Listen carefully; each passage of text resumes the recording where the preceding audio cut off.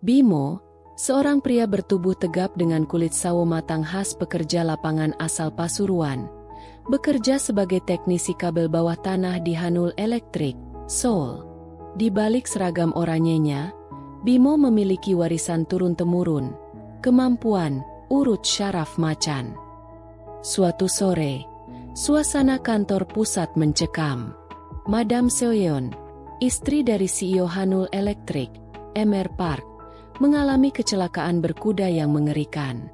Kakinya patah, dan karena malpraktik medis, syarafnya terputus hingga jaringan kulitnya mulai menghitam, nekrosis. Dokter angkat tangan, mengancam akan melakukan amputasi. Sementara di sore hari Mr. Park harus pergi ke sebuah industri pabrik di London untuk suatu urusan. Melihat Mr. Park yang putus asa, Bimo memberanikan diri. "Tuan, di kampung saya, syaraf mati bisa dibangunkan kembali. Izinkan saya mencoba." Terapi dimulai di penthouse mewah Mr. Park. Setiap malam, Bimo memasuki kamar pribadi Madam Seoyeon. Suasana kamar itu dingin, namun sentuhan tangan Bimo yang panas dan berotot mulai membakar kulit Seoyeon yang pucat. Bimo memijat dengan teknik tekanan dalam. Keringat bercucuran dari tubuh Bimo, menetes ke paha Seoyeon. Getaran dari tangan Bimo seolah mengirimkan aliran listrik ke sekujur tubuh sang madam. Rasa sakit perlahan berubah menjadi kenikmatan yang belum pernah ia rasakan dari suaminya yang dingin. "Bimo, jangan berhenti," rintih Seoyeon saat jemari kasar Bimo menyentuh titik syaraf di pangkal paha. Gairah yang tertahan selama bertahun-tahun pecah. Seoyeon menarik kerah baju Bimo, memaksa pria Pasuruan itu untuk melupakan status sosialnya. Sore itu ketika terapi berlangsung, Mr. Park sedang berada di luar negeri. Lampu kristal di penthouse itu meredup, hanya menyisakan pendar kemerahan dari perapian elektrik yang memantul di lantai marmer. Di atas ranjang king size, Madam Seoyeon terengah. Gaun tidurnya yang terbuat dari sutra tipis sudah tersingkap hingga ke pinggang. Bimo berdiri di tepi ranjang, otot-otot lengannya menegang, masih basah oleh keringat setelah sesi terapi syaraf yang intens. Namun, kali ini bukan syaraf kaki Seoyeon yang ia tuju, melainkan rasa lapar yang membakar di mata wanita itu. "Tuan, ini salah," bisik Bimo serak, meski tangannya sudah mencengkeram sprei dengan kuat. "Di sini tidak ada benar atau salah, Bimo. Hanya ada panas dan dingin," desis Seoyeon. Ia menarik tangan kasar Bimo, menempelkannya ke dadanya yang naik turun cepat.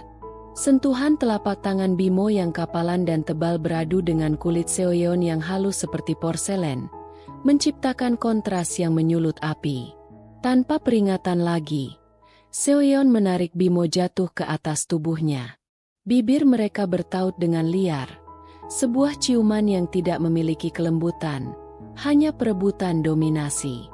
Bimo, yang selama ini menahan diri sebagai pekerja rendahan, seolah melepaskan seluruh beban hidupnya dalam setiap hisapan. Bimo membalikkan posisi, mengunci tangan Seoyeon di atas kepala. Ia menciumi leher jenjang itu dengan brutal, meninggalkan jejak-jejak merah di kulit putih sang madam.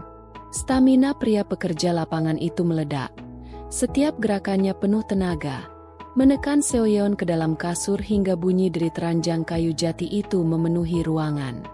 Gairah mereka memuncak menjadi sesuatu yang primitif. Mereka tidak lagi berada di ranjang. Pergulatan itu berpindah ke lantai, lalu ke dinding. Bimo mengangkat tubuh Seoyeon, menyandarkannya ke dinding gipsum yang memisahkan kamar utama dengan ruang kerja rahasia Mr. Park.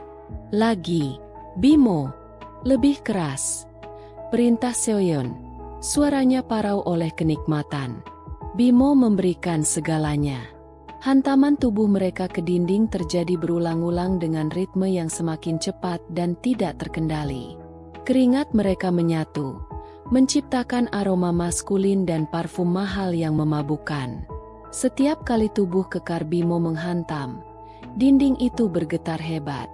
Hingga pada satu dorongan terakhir yang penuh dengan tenaga puncak, Struktur gipsum yang ternyata hanya kamuflase itu tidak sanggup lagi menahan beban. Krak! Braa! Dinding itu jebol. Tubuh mereka berdua jatuh terguling ke dalam ruangan gelap di balik tembok. Di tengah deru napas yang memburu dan keringat yang mengucur, mereka tergeletak di atas lantai beton dingin. Di hadapan mereka, bukan lagi kemewahan penthouse, melainkan deretan monitor yang menyala biru, menampilkan koordinat pemetaan bawah tanah Pasuruan. Di sela-sela sisa gairah yang masih berdenyut di tubuh mereka, mata Bimo terpaku pada layar besar di depan mereka. Project Downfall, Pasuruan Extraction Phase 1, Total Annihilation. Dalam keadaan tanpa busana dan napas tersengal, rasa penasaran mengalahkan gairah. Pintu itu terbuka karena sistem penguncinya rusak akibat benturan. Di balik pintu itu terdapat tangga spiral menuju bunker bawah tanah yang penuh dengan layar monitor dan peta digital. Bimo terbelalak. Di layar utama, terpampang peta Kabupaten Pasuruan, Jawa Timur, tanah kelahirannya. Bimo menemukan dokumen bertanda tangan Emer Park dan sebuah konsorsium rahasia. Ternyata, di bawah tanah pemukiman warga Pasuruan, terdapat cadangan minyak purba yang lebih besar dari cadangan Timur Tengah. Cara mengambilnya? Melalui frekuensi listrik tegangan tinggi yang dikirim lewat kabel bawah tanah milik Hanul Electric yang baru saja dipasang di sana. Frekuensi itu memiliki efek samping, pemusnahan massal. Gelombang listrik itu akan memicu pecahnya pembuluh darah otak seluruh warga Pasuruan dalam satu malam, membuat kematian terlihat seperti serangan jantung massal agar perusahaan bisa masuk dan mengambil minyak di bawah lahan yang sudah kosong. Saat Bimo hendak lari membawa bukti, suara tawa dingin terdengar. Madam Seoyeon berdiri di balik pintu sambil memegang pistol, menutupi tubuhnya dengan lingerie sutra. "Terima kasih pijatannya, Bimo. Sangat memuaskan," ucapnya dingin. "Tapi kau pikir kenapa kakiku sengaja patah? Aku butuh seseorang yang punya akses fisik kuat untuk merusak dinding ini agar aku bisa mengklaim kode akses bunker ini dari suamiku. Aku ingin minyak itu untuk diriku sendiri, bukan untuk suamiku." Bimo menyadari bahwa ia bukan hanya alat pemuas nafsu, tapi juga alat sabotase. Di tengah bunker bawah tanah Seoul, sang TKI harus memilih, lari menyelamatkan diri, atau melawan wanita yang baru saja memadu kasih dengannya demi menyelamatkan jutaan nyawa di kampung halamannya. Bimo berdiri di tengah bunker, telanjang, berkeringat, dan dikhianati. Pistol Seoyeon mengarah tepat ke dahinya. Di belakangnya, layar-layar memproyeksikan tanggal eksekusi Pasuruan, 3 hari lagi. Ia hanyalah teknisi kotor yang dijadikan boneka dalam pertarungan para raksasa minyak. Tapi kini, nasib jutaan nyawa di Pasuruan berada di pundaknya.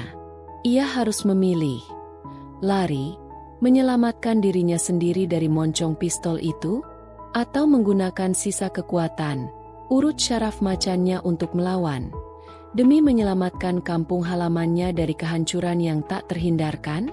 Ia menatap mata Seoyeon. Nyala api amarah dan tekad baru membakar di matanya yang lelah.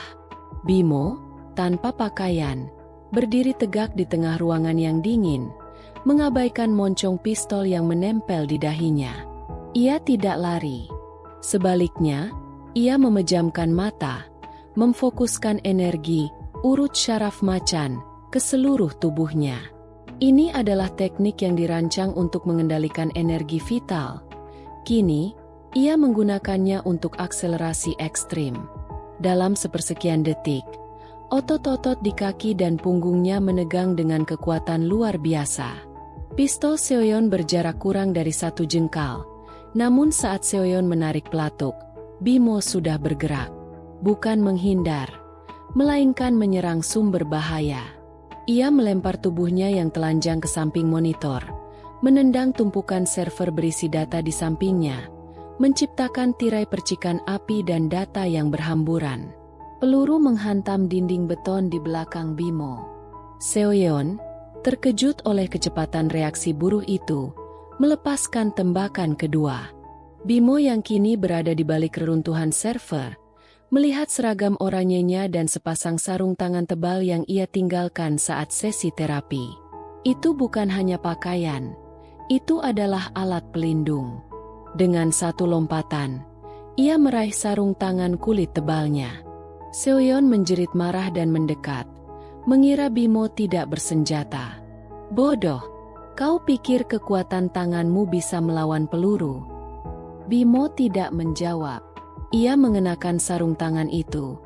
Tangan kasarnya kini kembali terlindungi dan siap memegang tegangan tinggi. Ia melancarkan pukulan keras ke udara. Pukulan kosong itu menghasilkan gelombang tekanan udara yang mematikan, hasil dari pelepasan energi syaraf yang terfokus. Gelombang kejut itu menghantam Seoyeon di bagian dada. Seoyeon terlempar ke belakang. Pistolnya terlepas dan tergelincir di lantai marmer. Sebelum ia sempat memulihkan diri, Bimo sudah berada di atasnya. Ia tidak membunuh. Ia harus menyalurkan pesan dan membuatnya lumpuh. Bimo mencengkeram pergelangan kaki Seoyeon di tempat yang patah sebelumnya. Dengan energi terfokus, ia memutar titik syaraf vital, memotong sementara koneksi motorik ke seluruh kakinya, sama efektifnya dengan amputasi, namun tanpa kerusakan permanen. Seoyeon menjerit kesakitan yang murni, bukan akting. Ini balasan untuk Pasuruan, bisik Bimo dingin. Ia dengan cepat mengenakan seragam oranye yang sobek, mengantongi dokumen Deep Oil Extraction yang tergeletak di lantai, dan memanjat keluar dari lubang di dinding. Ia meninggalkan Seoyeon yang tak berdaya dan lumpuh sementara di lantai bunker yang kini menjadi medan perangnya. Waktu 3 hari tersisa. Bimo tahu ia harus lari, mencari sekutu, dan entah bagaimana, mematikan frekuensi tegangan tinggi di Pasuruan dari jarak 6.700 km. Bimo merangkak keluar dari lubang dinding yang menganga, kembali ke kamar tidur marmer mewah. Seragam oranye yang ia kenakan kini menjadi tanda bahaya yang sangat mencolok di tengah kemewahan Seoul. Ia tahu Seoyeon hanya lumpuh sementara, dan alarm akan segera berbunyi. 3 hari. Jendela waktu itu terasa seperti 3 menit. Bimo bergerak cepat. Ia meraih ponsel Seoyeon yang tergeletak di meja samping, lalu menghancurkannya dengan pukulan sarung tangan tebalnya, memastikan tidak ada pelacakan dari perangkat itu. Ia berlari melintasi karpet Persia, menuju pintu keluar servis, menggunakan pengetahuannya sebagai teknisi untuk menonaktifkan sementara sensor gerak di lorong menuju tangga darurat. Ia melompat dari lantai 50 ke tangga beton, merasakan setiap anak tangga bergetar di bawah hentakan kakinya. Dokumen Deep Oil Extraction tersembunyi di balik lapisan seragam oranyenya yang sobek. Ia adalah buronan, pembawa rahasia paling mematikan di Korea, dan ia harus menghilang ke dalam labirin kota sebelum matahari terbit. Setelah berhasil menyelinap keluar dari gedung pencakar langit itu melalui lorong pembuangan sampah, Bimo tiba di jalanan subuh Seoul yang dingin. Ia segera mencari tempat yang akrab, kawasan industri kumuh di pinggiran Sungai Han, tempat ia sering bekerja. Bimo mengeluarkan ponsel burner lamanya dari saku rahasia di sepatu bot kerjanya. Hanya ada satu nomor yang ia yakini bisa membantunya. Reza. Reza adalah seorang WNI yang bekerja serabutan, sering menjadi mata-mata tak resmi bagi para pekerja migran, dan memiliki jaringan luas di bawah tanah Seoul. Reza, ini aku. Bimo, bisik Bimo ke dalam ponsel. Suaranya dipenuhi urgensi. Aku butuh tempat persembunyian. Sekarang. Dan aku punya sesuatu yang bisa meledakkan Hanul elektrik sampai ke akarnya. 15 menit kemudian, Reza tiba dengan van kargo tua, wajahnya tegang. Ia melihat seragam Bimo yang sobek dan mata Bimo yang terbakar amarah. Masuk. Ada apa, Mas? Kau seperti baru bertarung dengan macan tutul. Reza membawa Bimo ke sebuah bengkel mobil usang yang tersembunyi. Di sana, Di bawah cahaya lampu neon yang berkedip, Bimo membentangkan dokumen Deep Oil Extraction di atas kap mesin berkarat. 3 hari, ia menelusuri detail teknis frekuensi 40 GHz, frekuensi yang dirancang untuk merobek kapiler otak. Bimo mengerti mekanika tubuh, namun ia butuh ahli elektronika siber. Ia memfokuskan pandangannya pada satu halaman yang mencantumkan kode frekuensi master, pas 40 alpha kill switch. Kode ini adalah kuncinya, namun sistemnya terenkripsi dengan protokol keamanan militer Korea. Bimo menarik napas dalam. "Reza," katanya, suaranya rendah dan penuh tekad. "Kita tidak bisa menyerahkan ini ke polisi. Mereka semua terlibat. Aku butuh seseorang yang bisa meretas jaringan Hanul dari luar. Seseorang yang tidak takut pada kematian. Pasuruan akan mati dalam 72 jam kecuali kita mematikan tombol ini."